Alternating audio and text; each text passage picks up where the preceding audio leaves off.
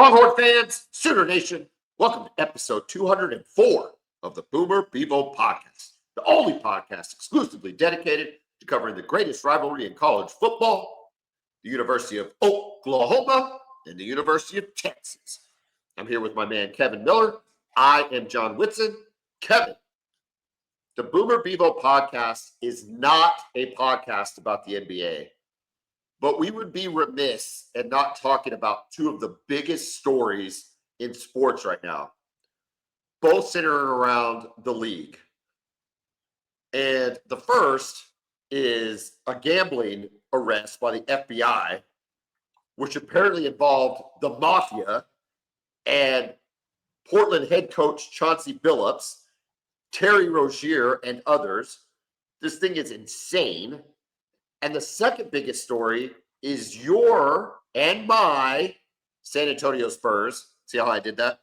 I did. And Victor Wembanyama might be that dude this year. You're the NBA expert. I'll let you go where you want to go real quick before we start diving in. We'll be quick here. Whatever this is for OU. Yeah, we're gonna get into OU versus Ole Miss and Texas versus Mississippi State. But real quick. First, this gambling thing, it's so much information that's coming towards us right now. I don't even know where to start. It is not a good look for the NBA at all to have an active head coach arrested for gambling and to have an active player arrested for gambling. And real quick on Rozier, who's a player, I believe he's alleged to not have necessarily bet on a game, but given information or taken himself out of a game so that people can bet on his prop bet of not playing so many minutes. Not a good look either way. Well, and it's interesting. This is a college football podcast. It's interesting that the NCAA issued guidance just this week that allows their staff and others to bet on professional games, and largely probably because they can't police it effectively anymore. Yeah, it's too hard. It's on your phone. The apps are right there. It's too hard to. But I think you're seeing the effects in real life of what gambling in and of itself can do and the tentacles it can kind of create. Look, man, this is serious stuff. This is no joke. You're talking about a head coach arrested by the FBI, federal indictments. That is legit. And I don't think Trump's coming to freaking pardon Chauncey Billups. You know what I mean? Yeah, it doesn't sound good at all. We'll see what happens. We'll have more information. But going to the Spurs and Victor Wembanyama, I'm still in awe of what we saw last night. I mean, he's doing things that are just unimaginable on the basketball court. If you remember, John, I said when he got drafted, I thought by his third year, he could be the best player in the NBA. And it's only one game, but he was unreal last night. Some of those things he was doing, I still can't believe it. What's crazy is that he was doing that against 7-footers. Correct. Both Anthony and who's awesome, and Derek Lively, who's I think 7'2", and he's just making him look like a child. It looked like me playing against my kids out there. Yeah, he's going around them. He's going through them. He's going over them. There was nothing they could do to slow him down. The sequence with the block that started with the block was unlike anything I've ever seen. It really, really was. Lively with the hook shot. He just goes and basically snatches it out of midair and just throws it down. Takes it down on the other end. A step back three and the foul. It's unbelievable. Play. Yeah. Do you think it equates to wins for the Spurs? Does this make the Spurs a contender in the West? I don't know if they're a contender, but I expect them to make the playoffs this year. They're a contender. They have to make the playoffs at this point, right? Yeah. The West is loaded. So it won't be easy. But with him out there, if he can stay healthy, they're going to be in the mix for sure. And we'll see. A lot of it is going to depend on the other guys. I still think we'll see how they shoot it. I don't know if I trust the 3-point shooting all around that they have. They have everything else. I also like how Dylan Harper, their number 2 pick from the draft, looked. Thought he did a good job in his debut. Pretty freaking athletic. Looked awesome too. Pretty freaking athletic. He did. And Castle, I mean, he's got crazy bounce too. So yeah, exciting times. Also, the Oklahoma City Thunder dropping their championship banner. Yeah, I'm sorry that your Rockets lost. I know you were upset because you think they're so good and you're just so excited to watch your. I am excited. Well, You know, first of all, I'm not a Rocket fan. I'm not a Rocket fan. Well, you could have surprised a lot of people. I'm excited to watch him.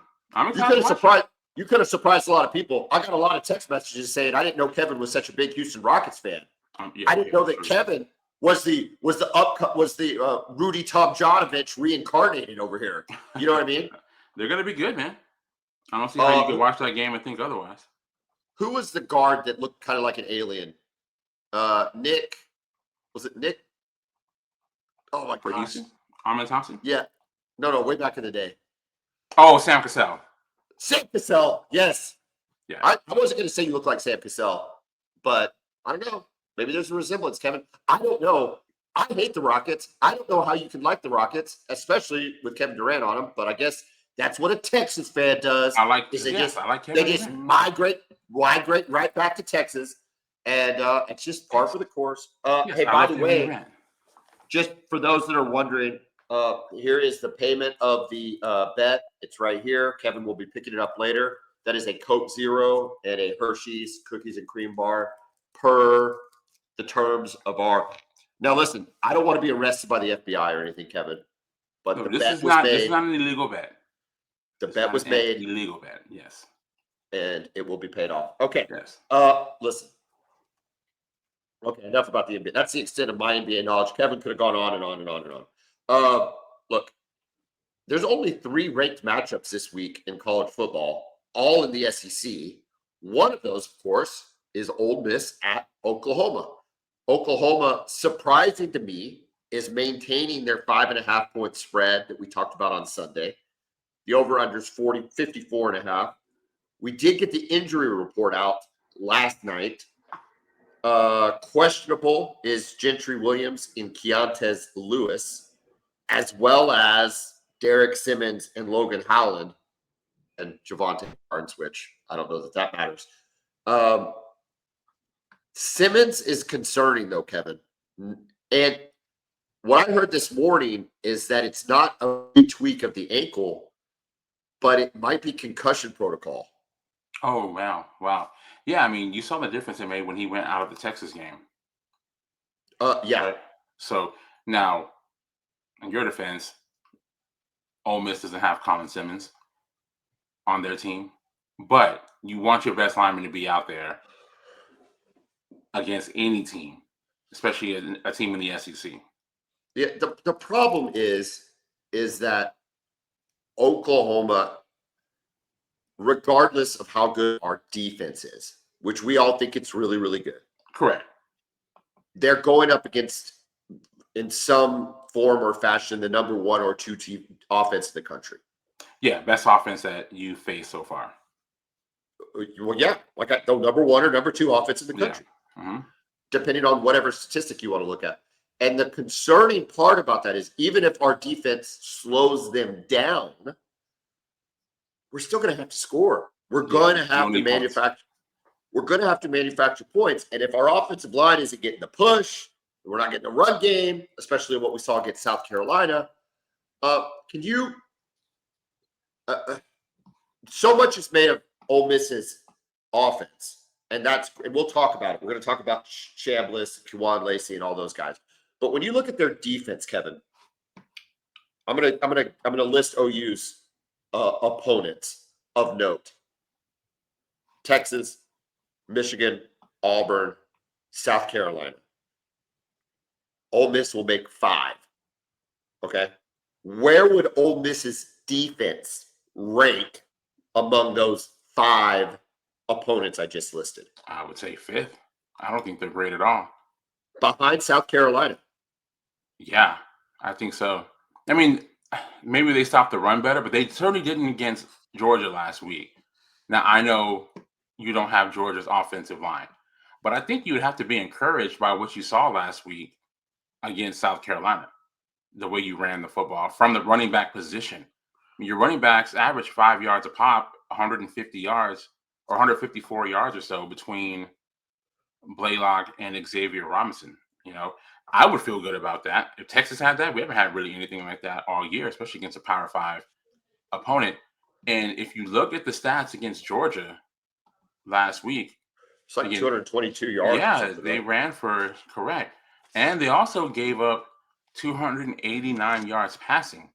So I remember I commented to you last week during your game against South Carolina that you had them off balance. Their defense didn't know what was coming. You're running it, you're throwing it, you're running jet sweeps. They never looked comfortable or settled in defensively, right? I felt like in the Red River Shootout, Texas knew was like, okay, they're not gonna be able to run the football, so we can just drop 7 or send a blitz on Mateer. It was easy for Texas to game plan. You guys being able to run the football against South Carolina, it had them in knots defensively. And it's the same thing that happened with Georgia against Ole Miss. 221 yards rushing, 289 Yeah. yards passing, right? They Yeah. just did whatever they wanted, and you don't know what to do. Do I load the box here?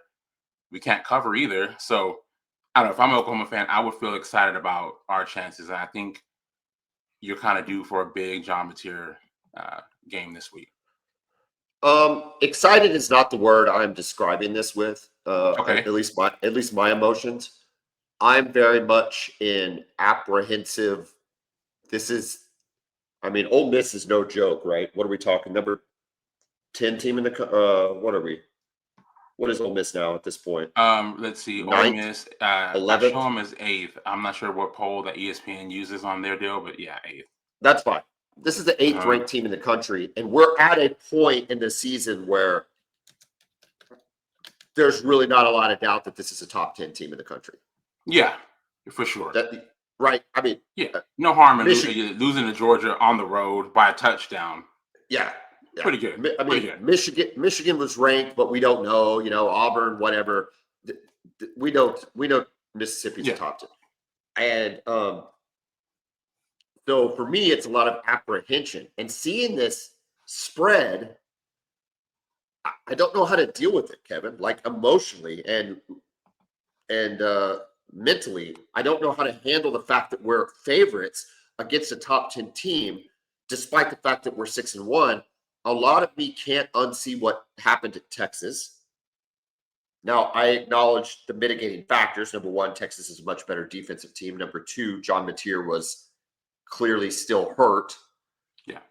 He just wasn't ready. Like he wasn't meant. But there was nothing else offensively happening. And so, I think about what happened against South Carolina. And while we did have our biggest SEC offensive output with 3 touchdowns that we've had in 2 years,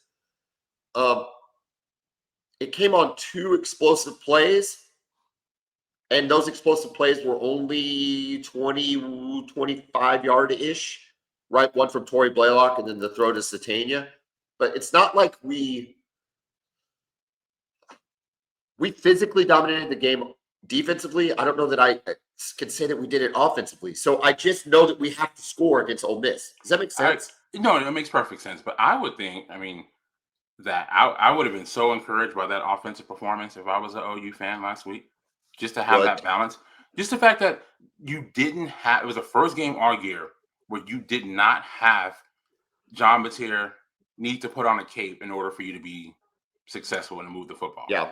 That would be so encouraging to me because I've said it all year, you put too much on him, and in his credit, he was able to handle it, no problem. But, when you go up against a Texas-level defense, especially – I know there's other factors there, but if you could take what he does good away, there's literally no other option. You can't – there's no running backs. There's nobody else to lean on. You showed last week that you may have another factor in the game you can lean on, and that's the running game. Your offensive line, y'all look motivated. You look physical. You're opening up holes, and Blaylock, to his credit, was finding them. And then Xavier Robinson doing the same thing, was able to break some tackles and be very physical. So, I don't know. I would be really encouraged by that, especially now teams where I have to start to bring another defender into the box to stop the run game, which would open up everything from the passing standpoint. You may be able to beat Ole Miss without John Mateer having to run the football. That would be huge. Okay, let's shift over to offensive side for Ole Miss and the defensive side for OU. This is one or two best offense versus the best defense at this point in the SEC. I think, Yes. right? We'd agree. Yeah, for sure. Oh wait. Well, I don't know. Texas, maybe. Well, Who's Texas got is a better good. defense? You create the most havoc and defensive from that standpoint, from getting pressure, getting sacks, all Right. that Yeah. kind of thing. Yeah. So it's close. It's close. I Yeah. don't want to take it. Yeah. I'm not trying to throw any shade or anything. Okay. But you got a really, really, really good defense against a really, really good offense. And Oklahoma has seen in the past, if we go back 4, 5, 6, 7 years, where the defensive teams that are able to perform at this level can pretty much smother these types of offenses. Is this the type of offense that an Oklahoma defense can more or less smother? I think so. Now, Brent Venables, his defense, like I said, it's a lot of chaos, a lot of havoc. So you got every play almost, you got guys twisting and stunting. And then you've got a blitz coming from somewhere. Right? So you're going to twist with your front four, and you're going to blitz either a linebacker, a safety, or even a corner almost every play. And it's hard for an offensive line, physically and mentally, to just kind of have to settle in and understand where the pressure is likely coming from. So I'm curious to see, Texas, what they have been able to do against Venables is, install plays that can kind of take advantage of that. If you're twisting and you get caught and Texas running outside zone, you can get guys completely out of position, and that can lead to big plays, or at least forcing a DB to have to tackle the running back in space. Yeah. Right. And or if you catch them on a blitz, if you run the right route, you can get guys open. And I think Ole Miss will try to attack the secondary, and that's the thing about when you play against OU. I think there are plays to be made against the secondary. Problem is, will you have enough time for the route to develop to be able to get a clean pass to the receiver? Because Brent Venables knows what his weaknesses are, and I think that's why he sends so much pressure. I'm not even going to let my secondary get tested because we're just going to hit the quarterback, or at least get him off of his spot to disrupt the timing of the route. The problem is, though, with Chambliss, you have to be disciplined when you rush.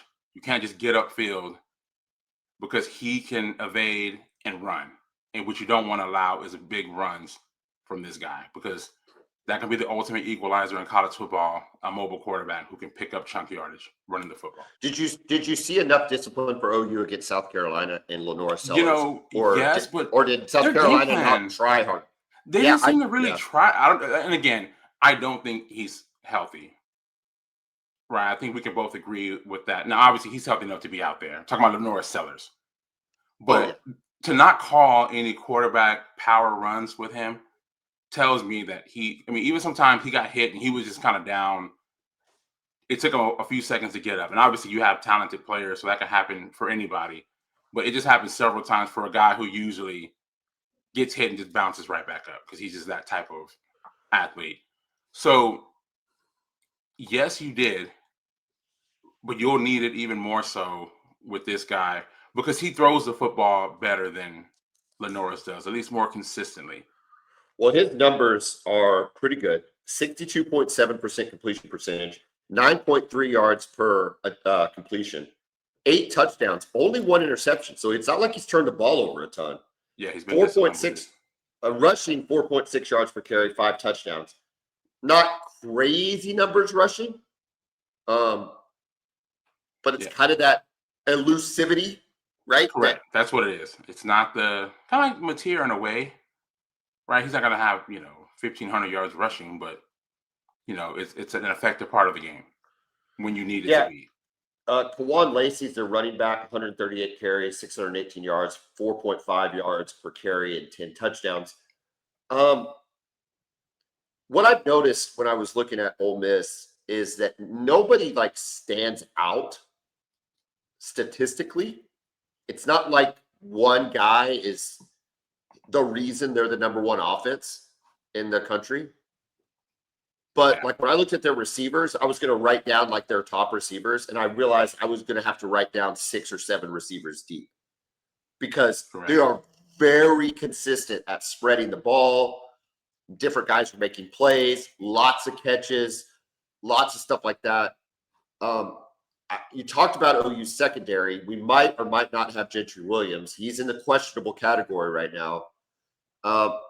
Is there anybody that scares you on Ole Miss's in Ole Miss's receiving core that makes you nervous for like Portland Gilroy to have to guard, or is there anybody that you really think is going to give problems, or is it just a scheme? It's just a scheme. The scheme, he gets them open, and as a team, they average 15 yards completion. Yes, it's crazy. And the Stribling kid, who was a transfer from Oklahoma State, he had that long touchdown run where he caught it, and he just outran the entire Georgia secondary. We're talking about Georgia here. They just literally, once he got in the open field, you couldn't catch him. So I think that's kind of the deal here. Against Texas, you guys lined up with 3 safeties. They call it the flyover defense. So you have 3 deep safeties in an attempt to prevent any deep shots. A deep respect for the Texas, at least ability to scheme guys open down the field. And I think you thought you can win with 4 against Texas, maybe bring in 5. I think that was the game plan. You may see something similar here, with 3 safeties to eliminate the big play. And we'll see if rush 4 and put a spy on Chambliss. Yeah, correct. That's what I think you'll see. And then obviously with all the havoc up front, can he be disciplined from the pocket if you force him to do that? Right? Can he make plays and beat you from the pocket? And then for Ole Miss, can they establish a run with that 3 deep safety look? I think that's the biggest thing. What's Lane Kiffin gonna scheme? What's he got cooking here? Because I think defensively, I know it's a whole different team for both from last year, but I thought you did a pretty good job of limiting their big plays. I think they got a couple of the tight ends loose. It's a different scheme, but that quarterback is now an NFL correct. starter. Yeah, it's a whole different scheme. Just saying, going Venables Kiffin. Yeah, I'm did just a good saying job of limiting explosives. It's not like they had a dud in there and now they have Chambliss. They literally have an NFL starter. Yeah, that NFL starter last year, who unfortunately for him can't play defense. Because he had Denver beat. Beat. To lose that game, it's wild. Let's talk Lane Kiffin. I love Lane Kiffin. You love Lane Kiffin. Correct. He's great for the sport. When I saw Oklahoma was going to have a rival matchup with Lane Kiffin, I'm excited about that. And he delivered early in the week, where he literally accused Brent Venables of stealing signs. Specifically, he referenced the Auburn game this year. I think he's trolling. I think it's tongue in cheek. Because I think he's missing the obvious point here, right? And I don't want to take away from the joke by explaining how this works. But do we even use signs anymore when everybody's got helmet stickers that tell them they can receive calls? That's a really good question. I don't know what everybody does. I mean, in the Brent Venables sign stealing thing, it's well known. I think, and it's a gamesmanship thing, right? You've heard about this, right? Like, this is not new to you. Sure. Okay. Yeah. No. Just making sure. Yeah. So again, let's be clear. It's not Connor Stalions level. Yeah. Correct. But Brent Venables pushes the envelope on everything possible to know what the offense might or might not call. Yeah, and you have to, and as a coach, you got to know and change your signals. You got to have a whole different, especially from year to year. You might not do it game to game, but you got to do it from year to year. You can't roll with the same signals, into the next season. But I mean, would you put it past Hugh Freeze and Auburn to still be using hand signals? And you have to remember too, the communication cuts off with 15 seconds left in the play clock. So a lot of times you may not have the play in by that time. So I'm sure there is some sort of hand signals that still get used. I mean, so it sounds like what you're saying is Lane is. I'm saying there's a possibility. You're saying he's serious. You're saying he's not trolling. He's serious. I mean, he's trolling, but he's serious at the same time. Like both things can be true. Okay. Well, I mean, he's trolling by bringing it up because it's not a thing you ever hear other coaches bring up, even though it's pretty well known amongst college football circles that it's a thing that happens. I just don't think Brent Venables is the kind of guy that cares. But the fan base got all riled up about it. No, right? he doesn't. No, he doesn't care. Coaches, they don't. No, coaches don't care about Yeah. that. That's a fan thing. Yes. What do you think about Lane Kiffin showing off his naked hot yoga body? Does that do it for you? Does that get you fired up? I haven't seen it, so I couldn't tell you if it does it for me or not. I'd have to see it before I comment. Did it do it for you? I think. Yeah, he's good looking. Okay. He's a good looking dude. Yeah. He's a good looking guy. I think Dusty Dvorak might have done hot yoga with him this week, which I know he's on ESPN now, but it seems a little like cheating. But that's fine. I guess it's all right. Yes, he's got Just got to do it. Yeah, is he calling the game? Is Dusty calling the game? I hope so. He does a good job. I like that. Texas fan likes Dusty calling games. I remember on Sunday saying I understand why they have an 11 a.m. kickoff because there's so many good games, but the reality is there's not that many good games. The problem is all the good games are in the SEC, and so there's just nowhere else to put them. Correct. But 11 a.m. kick for this weather.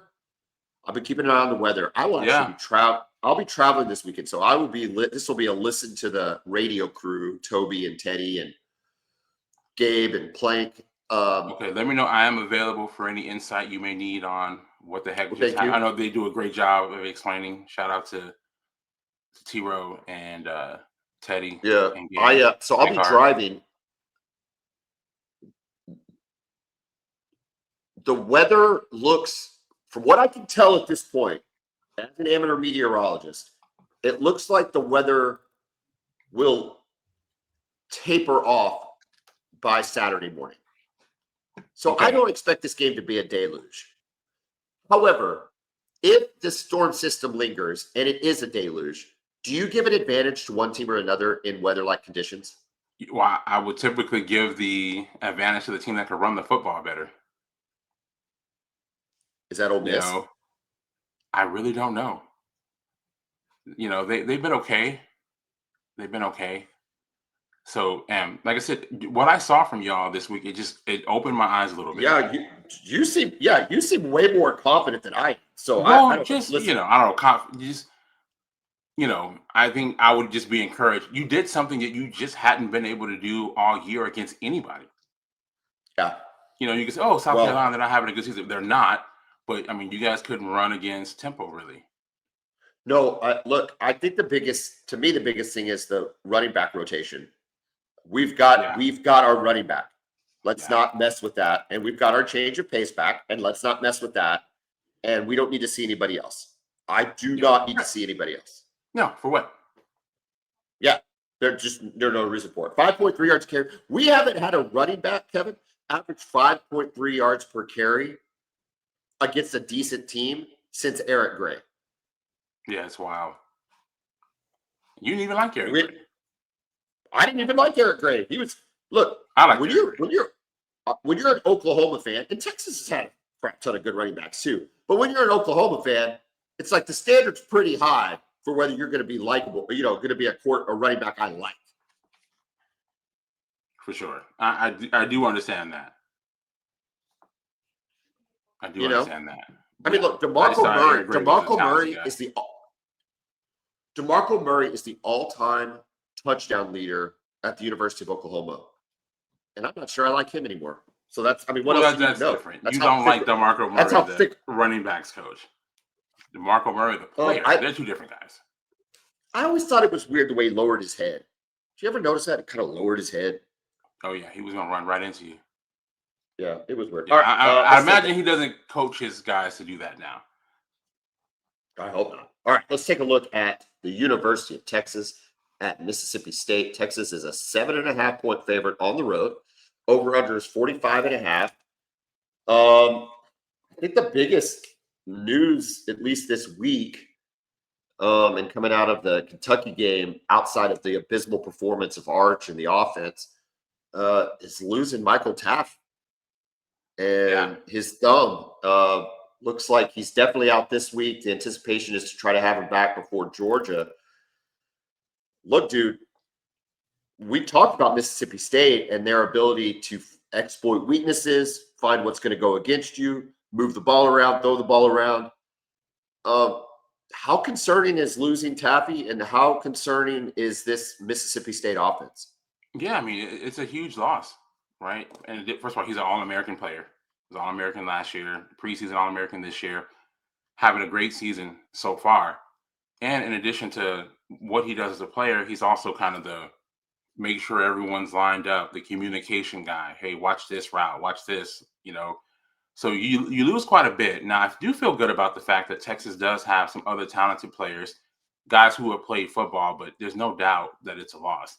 And regarding the Mississippi State offense, look, I have a lot of respect for Jeff Levy as a coach. I know sometimes his timing of play calls really annoyed Oklahoma fans, and I do understand that. But I thought he was a really good coach at game planning. His game plan against Texas in 2023 was outstanding. It was outstanding. With Dylan Gabriel, unleashing Dylan Gabriel as a runner was something clearly Texas wasn't prepared for, did not expect. Also, exploiting the weakness of Texas linebackers in coverage on those crossing routes, right? That's what ultimately won the game for you in the end when Texas came back and took the lead. So with his offense, it's all attack, right? They're going to try to establish a run inside zones, typical type of Art Briles offense. And John, they've got speed on the outside. Former Oklahoma Sooner and Texas Longhorn, Brendan Thompson, this dude, we've How much already is he? known. How much is he playing for them? Oh, he's their leading receiver, I believe, and he's How their is guy. that? How is that possible when he couldn't catch a pass last year? He caught one pass for Texas, and again, never really got going for OU, but he just really fits in that scheme. And again, this is a guy who came from a really small town, Spearman, Texas, Class A, 2A football, but just was a blur. And so got to Austin. Austin wasn't the correct, really the right vibe for him coming from such a small town. Goes to OU, bit of a better fit from a culture standpoint. Never could really get it going. Goes over to Mississippi State back with Jeff Levy. Says, hey, man, I'm going to get you the ball deep. You don't have to run the whole route tree. Just run the go route. And nobody can really stay in front of you with it. And it's been really good for him thus far. So all year last year for Oklahoma, and he was probably the best receiver. I mean, He's the most experienced guy, too, yeah. Deion Burks was in and out, but Brandon Thompson was definitely your most experienced receiver. He had 19 catches. Yeah, well, he's got 29 so far. He's got 29 for double the yardage, and 18.4 yards a pop. I think you said it best, though. Levy's not stupid, whatever he is, and it's just the manner in which people are used and how he coaches them. I think that's a real situation. I think Levy's a good head coach too. FYI, I like. I think Levy is. I think Levy might smell blood in the water after that Kentucky game. I think he should. And look, the Texas defense was awesome against Kentucky, but we're not perfect defensively, right? And the thing is, the way this offense has been looking, we'll get to the offense, but the defense has to be outstanding. And really, John, what this comes down to. Also, real quick, we're talking about their receivers. Brendan Thompson, 29 catches, 533 yards. It's 18 yards a pop, 4 touchdowns. Anthony Evans, who's actually a transfer from Georgia, from San Antonio, Judson High School, by the way. Converse Judson? Yeah, exactly. Judson Rockets, 42 catches, 471 yards. So he made a really smart move in transferring to Mississippi State, too. It just fits his skill set, right? Levy. The thing about that offense, the Art Briles offense, is you don't have to be a dynamic route runner. You don't have to be one of those guys. Are you fast? Can you catch? Then come on out here. We can make it happen. And those Brendan Thompson and Anthony Evans are both benefiting from that. So we'll see. This is a game that Colin Simmons, who has been just unreal the past 2 games for Texas, he's got a sack in the last 4 games, 3 against Kentucky, 2.5 against Oklahoma. We're going to need to get pressure on their quarterback, Blake Shapen, because if we don't, it could be a long day for our secondary, which I think is really good, but they pop big plays against everybody. Everybody they play, no matter how good you are defensively, they're going to hit big shots. When they went down to Kyle Field a couple weeks ago, they lost that game. But man, I'm telling you, they missed at least 5 deep strikes that would have been touchdowns. So it's going to be a game where we have to be disciplined in the secondary and get consistent pressure on Shapen just to get him off his spot. Okay, Mississippi State does not have any wins against SEC opponents, and I think Yes, that they're dates 0-3 back, in the SEC. and I think that dates well back into last year as well. But they did beat number 24, I think at the time, Arizona State. That actually might have been a They higher were ranked higher than that. Yeah. Yeah, they were ranked higher than that. But they're now ranked 24th. They were 12 So they beat them at the time. They were 12 at the time. They beat them 24-20. And then they scored 34 against Tennessee to lose in overtime. They only had 9 against Mississippi State. They only had 21 against Florida, but they held Florida to 23. Texas A&M to one of their lowest outputs of the game.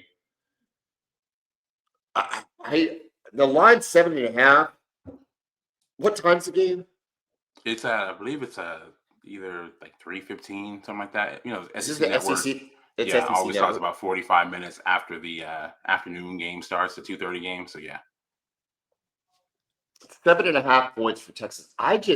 Dude. After what I saw against Kentucky, it's concerning. It's very concerning. And again, Because- everything's on the line. Everything's on the line again. listen, Texas's defense clearly played a good game. Look at the amount of points they allowed. All right, they played a good game, 13 points, including in overtime. But the yardage is alarming, not because it led to points, but because it shows that they're vulnerable if they're on the field as much as they were. Yes, like any defense in the country would be. Absolutely. And Mississippi State is more potent than Kentucky is. So Yes. if the Texas offense, and now we're about to talk about Arch, if the Texas offense has the same struggles it had against Kentucky, against Mississippi State, I think Mississippi State is better positioned to take advantage of the offensive struggles when they get the ball offensively, if that makes sense. Yeah. Correct. Yes. Okay. I think everybody knows that it's going to take a better effort from this offense in order to win this football game. You cannot Arch have that kind of performance. What's that? Does Arch have any chance of getting benched in this game? No. Even if they lose? No. They get behind. No. Here's the reason.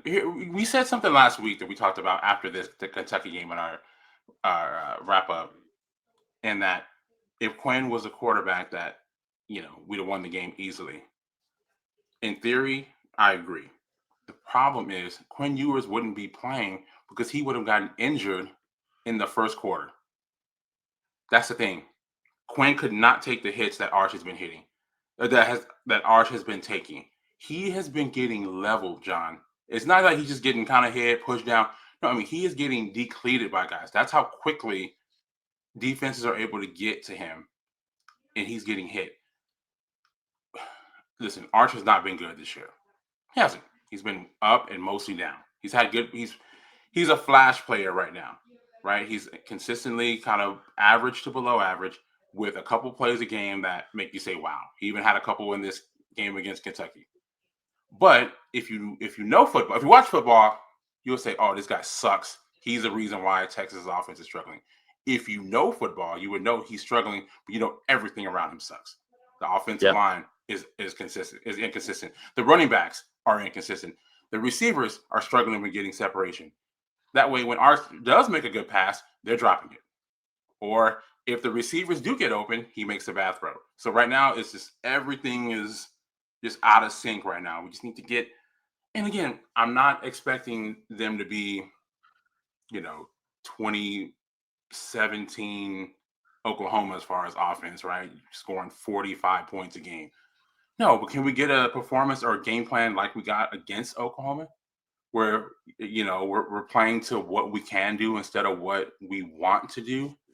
That's what I'm hoping. It won't take a ton to get the job done.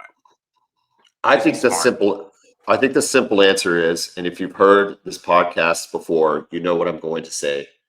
The simple answer is, if Texas will commit to running the ball, I think you are a better and more talented team than Mississippi State, you probably go ahead and win the game like you did against Oklahoma. Run your outside zone, commit to it, get Wisner going. You might even have CJ Baxter back. We might have him back. He's listed as probable. It's the highest he's been since his injury. Get those two guys going. You might have a chance. I'm not saying you might have a chance. I think you win the game. I think you're a more talented team.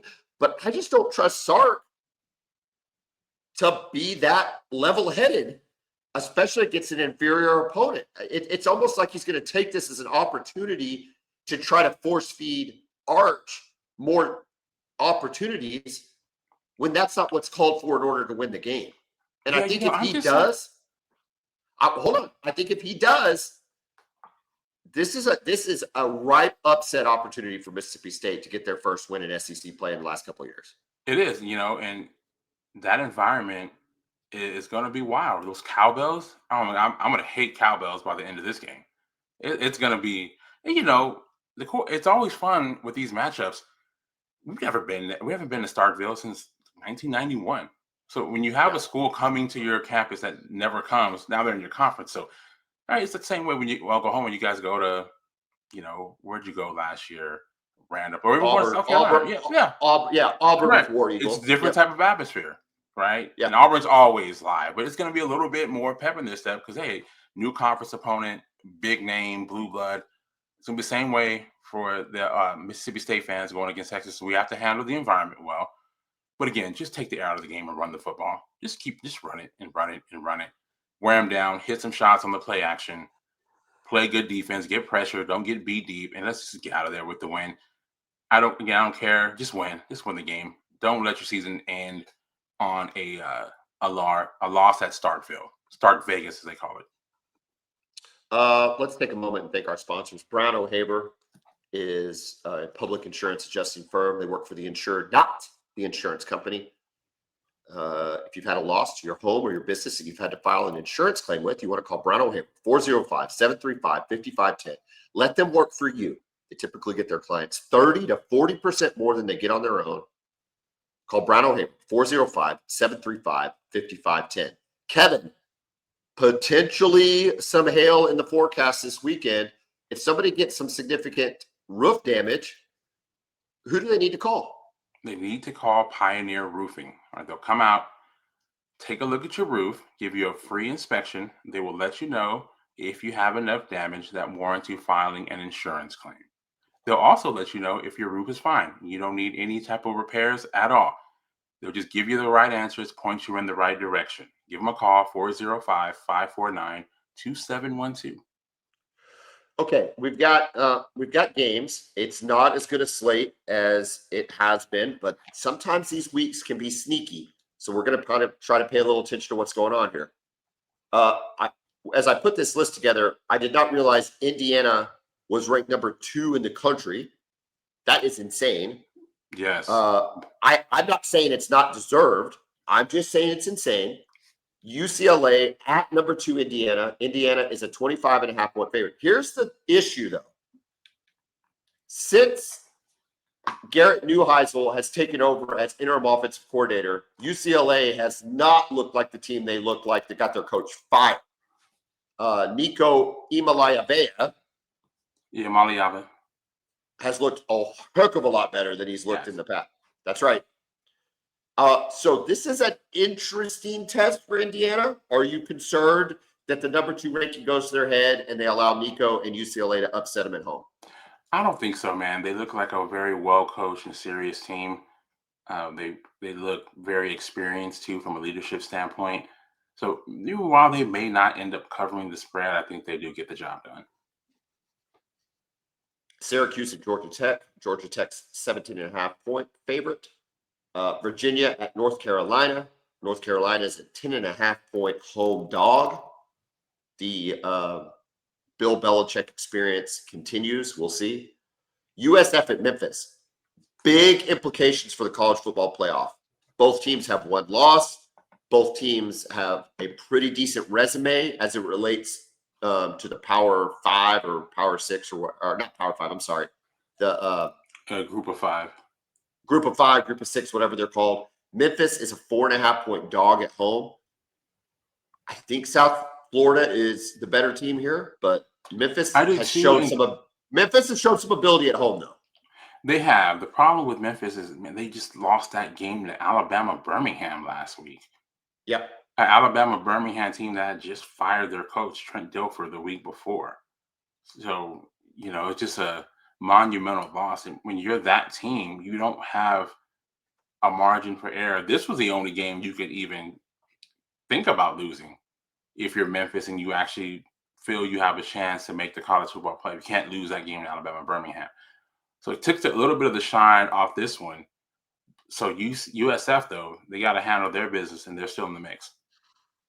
Bama's in South Carolina. Number 4 Bama. They climbed all the way back up into the polls. Looked really, really good doing it. Probably the most impressive 4 games of any school in the country. I think they roll here. 12.5-point favorite, and I'm not sure it's going to be that close. Yeah, I mean, South Carolina's struggling, right? I said last week their whole season's on life support. And I don't know what the status of Dylan Stewart is, right? Got injured against Oklahoma last week. He was injured. He had to be injured Yeah, before that, though, right? correct. I mean, Yeah. that wasn't. And gave it a go, got hurt, came back in again, got hurt, and that was it for him. So you have to wonder if he's going to play. And the way their offense looks too, no real dominant players on the outside, as talented as Harbor is. It just hasn't clicked for them this year, which is disappointing because I think we all had pretty high hopes and expectations for South Carolina. So I think Alabama's going to take care of business here. A game that we are picking, Missouri at Vanderbilt. I don't think any of us had this game circled at the beginning of the year as a must watch, but it has definitely become that. Look, Vanderbilt with Diego Pavia is the real deal. They've proven they can compete with anybody. They do have a loss to Alabama, but even in that game, there were specific plays that kind of changed the momentum of that game and changed the direction of that game. That if those had gone the other way, I'm not sure the outcome would have been the same. Regardless, they're hosting Missouri. Missouri continues to run the ball really well. Does Vanderbilt keep the momentum going against Mizzou? I think they do. This could be going to be a very physical football game. Missouri has kind of turned into a more of a power type team this year. Usually, you think of Missouri, you think of them just spreading out the field and throwing the football around, but they really leaned on the Ahmad Hardy kid, transfer out of Louisiana Monroe. And again, Vanderbilt, they're built around Diego Pavia, running the football, throwing the football. They're actually physical on their defensive line too. So, slugfest here. Vandy is favored, like you said, by 2.5. And I think they get it done. I still have some questions about Missouri. I mean, obviously their record is what it is at 6-1, but I just don't know with them yet. You don't trust Missouri? No, I don't trust it yet. Right now they've only played one team that's ranked, and that's Alabama. And they did play Alabama pretty good. They only lost by a field goal. But so I'm still in wait and see mode. I believe in Vanderbilt a little bit more right now, which is crazy to say. Undefeated BYU is at Iowa State. Iowa State, a 2.5-point favorite. Very interesting. That's an interesting line. That might be a game we pick, Kevin. That might be a game we pick because we're going to have to come up with it. I'm not sure. I'm with Illinois at Washington. Washington's a 4.5-point favorite. Oklahoma State at Texas Tech. Texas Tech is a 38.5-point favorite. That is crazy. That's a crazy spread for a conference game. Yeah, for a conference game. Yeah. And Texas Tech coming off a loss, they just might cover it. Baylor at Cincinnati. Cincinnati is the 21st ranked team in the country. Cincinnati's a 3.5-point favorite. Wisconsin at Oregon. Did Luke Fickell get did he get a vote of confidence, Kevin? I can't remember. I don't know if he did or not. They're going to. It feels like it's over. It just feels like it's over. Stanford at Miami. Miami's a 29.5-point favorite. Stanford just beat Florida State, but something tells me that might be their win for the year, especially having to travel east to play Miami. Correct. And Miami coming off a loss to Louisville. I don't think Carson Beck is throwing 4 interceptions against Stanford. We'll see. You would hope not. We'll see. Another game we're picking, number 3 A&M versus 20 LSU. LSU is a 2.5-point home dog. This is a night game in Baton Rouge. we know what that typically means. A&M, look, dude, they can score, and I just don't see LSU being able to keep up with them. I'm surprised the line is 2.5. So am I. I think the only reason that line is so close is because, like you said, it's Tiger Stadium at night. That's what's Yep. keeping this line close because we just haven't seen it from the LSU offense this year. We just have not seen it at all. Boston College at Louisville. Louisville's 2.5. Michigan State. Michigan's 14.5-point home dog. Tennessee at Kentucky. Kentucky is a 7.5-point dog. I'd be really interested to see how Kentucky bounces back after, I think, what we can all agree is a heartbreaking loss against Texas. It is, yeah. They played well. They played good enough to win the football game. They felt like they probably left that field going, we should have won. Now Correct. You have to take on Tennessee and Aguilar in much more of a rivalry type matchup. Yes. Houston at ASU. ASU is a 6.5-point favorite. Houston's not that bad. So they're not. They're not the that Big bad, 12 is. We talked about this before the year, right? The Big 12 was kind of a fun conference. No real great teams necessarily. Maybe Tech, we'll see, but it's just a fun conference that's beating up on each other. But yeah, Houston 6-1, 3-1 in the conference, so they have to feel good about this. And the schedule for Houston, if they can get a win here, they got Arizona State, then they got West Virginia, Central Florida, TCU, and Baylor. So who knows, man? And they've got a good coach. You got the coach Fritz from Tulane, and so we'll see. They're in the mix. And then in the only game in the SEC involving unranked opponents, Auburn is at Arkansas. Arkansas is a 2.5-point favorite. Very concerning for Auburn. Very concerning for Auburn. I don't see how they can keep up with Arkansas. I guess we will find out. Okay, so we're going to pick OU Ole Miss. We're going to pick Texas, Mississippi State. We're going to go with Missouri, Vandy, A&M, and LSU. I struggled to even come up with options. Maybe the BYU Iowa State game, just because I always like picking them. We could pick Bama, South Carolina. We could do Tennessee, Kentucky,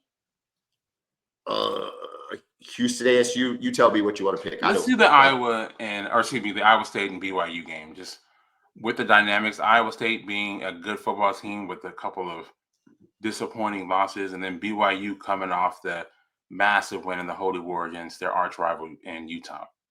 I think BYU stays undefeated. I think they're a better team than people are giving them credit for. I like their linebacker, Jack Kelly. I'm going to say BYU covers the 2.5. I'm going to pick Iowa State in an upset, just coming off that, intense physical rivalry game. And I think Iowa State is going to be desperate. We're going to talk a little bit about the coaching carousel when we're done with our picks, but put a pin in Matt Campbell because I want to come back to him and talk about his viability with any of these openings. Because I think if this was like 4 or 5 years ago, he would have been at the top of every list. He would have been really, really high up there for sure. All right, A&M LSU.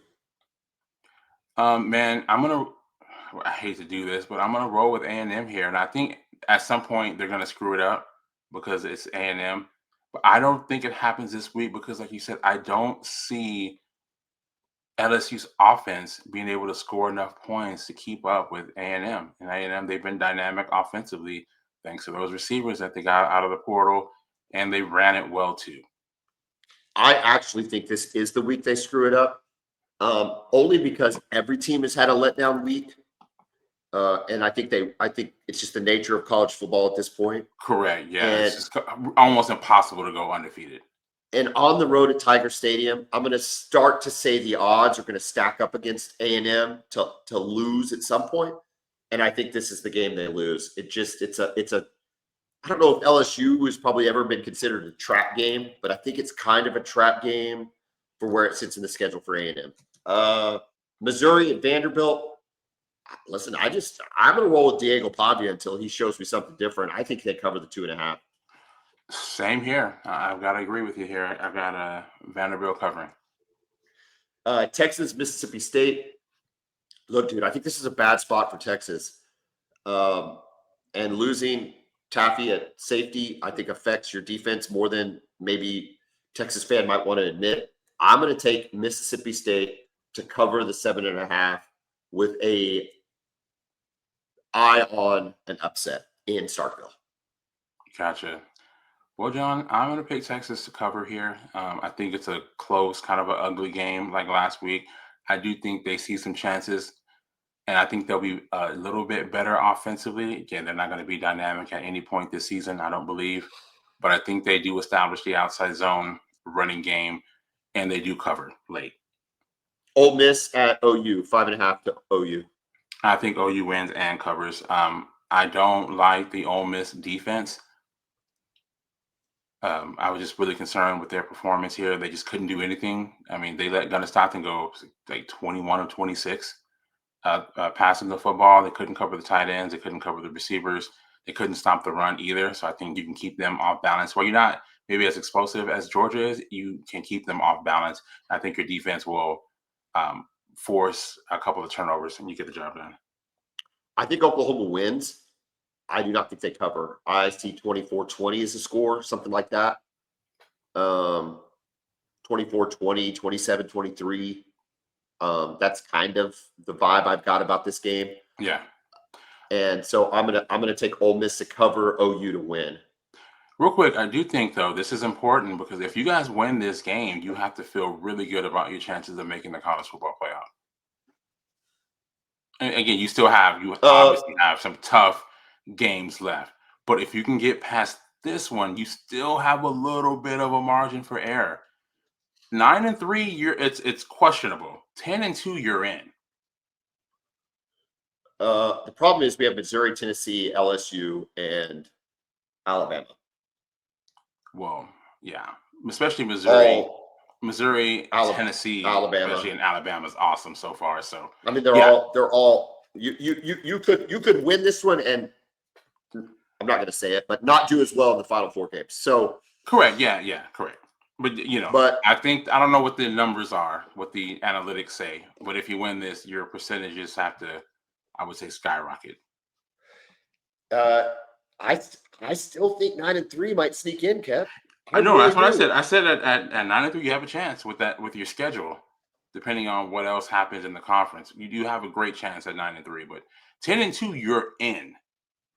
No doubt, no question. 10-2, you're hosting. You're potentially hosting. Yeah. 10-2, and I'm not sure OU's not playing in the SEC championship game at 10-2. It's gonna be a bloodbath the rest of the season in the conference, just to see who gets to Atlanta. All right, coaching carousel. I just mentioned it with Matt Campbell. Let's talk a little bit about this, just because I find it interesting. Here's the schools I have now. Let me know if I've got any that I didn't that I forgot. Penn State, Florida, Oklahoma State, Arkansas, Virginia Tech, and UCLA. There any that are confirmed people that have been fired? Yeah, so I've got Penn State, like you said, Florida, Arkansas. We also have Stanford, UCLA, Oklahoma State, and Virginia Tech. Yeah, Oregon State also. Yeah. And Okay. And here's the possibles, right? The possibles. Florida State, Auburn. I'm hearing Dion, not because he might get fired, but because of health issues, might be done at Colorado. He's had a lot of health issues, man. It's been bad. The fact that he's still coaching is pretty wild. It's pretty unbelievable. And they're not doing great either. So Baylor with Aranda, I think, depending on how they finish out, could be. I even throw LSU in there if it goes sideways. Kentucky, and then Wisconsin. We mentioned that. Yeah. Now, one of the big names that came out this week is DeBoer at Alabama, potentially being interested in Penn State. This sounds absolutely ludicrous to me. It seems like clickbait and people just wanting to create something to talk about. In that vein, I'm hoping this drives clicks to the Boomer Bevo podcast. But in all seriousness, I don't. Dude, listen, he's doing really well in Alabama. He doesn't want to leave Alabama, right? Especially for Penn State. I don't think so, but man, Alabama's a hard job, man. To me, it's a thankless job for Kalen DeBoer because like nothing he can do will make him as good as Nick Saban is there. And if you lose 1 to 2 games, they'll run you out of town. It's just a tough place to be a coach because I just don't think you ever get the credit that he may truly deserve, even if he wins a natty. It's wild. Penn Do you think? State, you won't have that kind of pressure, and he would deliver at Penn State. At least you have a chance with him to beat Ohio State and Michigan. Yeah. Look at his record against ranked teams. We talked about it. It's one of the best records of all time. Yes. 15-2 against top 5 teams. It's crazy, his record. And then his record against the guys who we consider some of the top coaches in the country. Dan Lanning, no problem at all. 3-0. 2-0 against Sark. 2-0 against Kirby. Yeah. He just hasn't gotten to go up against Ryan Day yet, has he? No. No, he was gone when Washington joined the Big Ten. Okay. James Franklin's over here sitting in the sidelines. Is he going to be up for any of these jobs? Absolutely. Absolutely. You can do a lot worse. There's too many jobs to not hire him. And I think if you're one of these other teams, if you're UCLA, I'd be throwing everything I had to get James Franklin. Are you serious? Would you really? Yes. If I'm UCLA, it's UCLA, John. Yeah. It's UCLA. Yeah. They would love to be 9-3. They would kill to be 9-3 every year. Yes, it would be great. Yes. Correct. Yeah, okay. And he could beat USC. He could beat Lincoln Riley. Oh, he's done it before. Yeah. Yeah, he'd be Lincoln. Yeah. Is Lane Kiffin going to Florida? Man, I mean, it's a great job. I say no. I say no. I think he stays at Ole Miss. I think he likes Ole Miss. I think it fits his personality. I think it fits his family.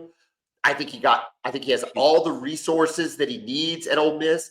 He's also, look, when you're in Florida, and Florida might be the top job when it's rolling of the schools. Maybe. Yes. But even then it's a maybe, but it probably is. It's not always the top job, and you're still competing against NBA and hockey and NFL, and you're another guy in Florida. In Mississippi, you're the man. He is the king of the state. He is the king of the state. Dude's walking around shirtless, and people love it. And I just think there's a chance. Now, the words maturity and Lane Kiffin don't often collide in the same sentence, but there is a chance that maybe he's reached a level of maturity to realize a good thing when he has it, and a good thing when he has it is staying at Ole Miss, in my opinion.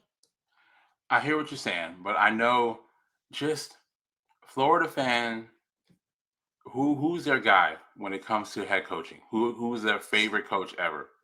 Steve Spurrier. Correct. Yeah. To me, he's the closest thing to Steve Spurrier that we've had since Steve Spurrier. I agree with that. They have very similar personalities. Now, he's not from the South like Florida, and Steve Spurrier was obviously, he played and won a Heisman Trophy at the University of Florida. So it's a little bit different. But, I mean, it makes a lot of sense, him taking that job, right? Better access to recruits, being in Florida, right, within a 3-hour drive. They are some of the most talented players in the entire country, right there. And look, Mississippi has dudes too, but no. I agree. But at Ole Miss, you got LSU, you got Louisiana right next to you, you got Alabama right next to you. It's not like you can't go to Florida and tell them you're at Ole Miss. Correct, but it's different when you're in Florida, right? Because you have guys who just don't want to go far, and guys who don't want to go to Mississippi, right? There's just a lot of people who don't have an interest in playing college football in the state of Mississippi. So, to me, it does make sense. I know he's thinking long and hard about it. And that might be a reason for the point spread this week. Is he distracted by this? I'm sure Florida's reached out. How do you not? I mean, that's the first call that you make. I can only hope he's interviewed this week. You know what I mean? That's what we really need. It's a nice little job interview. I don't know, man. I just don't know why you'd leave. I mean, it's not a money situation either. No. Ole Miss is going to do what's necessary for him to be successful. It's just Florida, though, right? If he loves Steve Spurrier, it's a bigger name job. It's a bigger job than Ole Miss. And these coaches, they're always looking up to the top. Okay. who is the coach that we haven't talked about that's going to get one of these jobs? Penn State, Florida, Ole Miss if it opens. I mean, who's You out know, there? Who or is that's the it? thing, right? Are these guys? Are these teams looking for head coaches or guys who are already head coaches? Or are they looking for coordinators, young up and coming coordinators that they're going to hand the reins to? Right? That's been for Oklahoma. That's been your method of getting guys, right? You Yeah, brought in guys who have been coordinators, Switzer, Bob Stoops, just everybody you've had, and it's worked for the most part. So I think there's going to be like a Will Stein out of Oregon, who's their offensive coordinator, has been there for a few years. He was at Texas back when Tom Herman was there. He's done a really good job. I think he'll be in the mix. As far as like head coaches, maybe like a GJ Kenny, maybe he steps up. Maybe a Jeff Traylor is a guy who might be in the mix. Like, maybe Arkansas considers him as a guy does who can coach there. does Yeti at number 2 Indiana? Does he make this move to Penn State like we've been thinking? Well, he just signed a big contract extension with Indiana this week. Oh, he Yeah, did. Okay, and I good for believe him. he'll be making, I don't know, 9-10 million a year there. So obviously smart for Jeez Indiana. Louise. Yeah, here's the thing, man. Indiana has been all in with him since he got there. They're paying him Well, they well. should be. They should Of be. course, yes, he's the best. Here's what's crazy about this is that he has basically changed the game, and now everybody at a mid-major type program is like, well, why can't we win? This guy comes to Indiana that has no football history or tradition, and he got them to the college football playoff, and now they look even better the next year.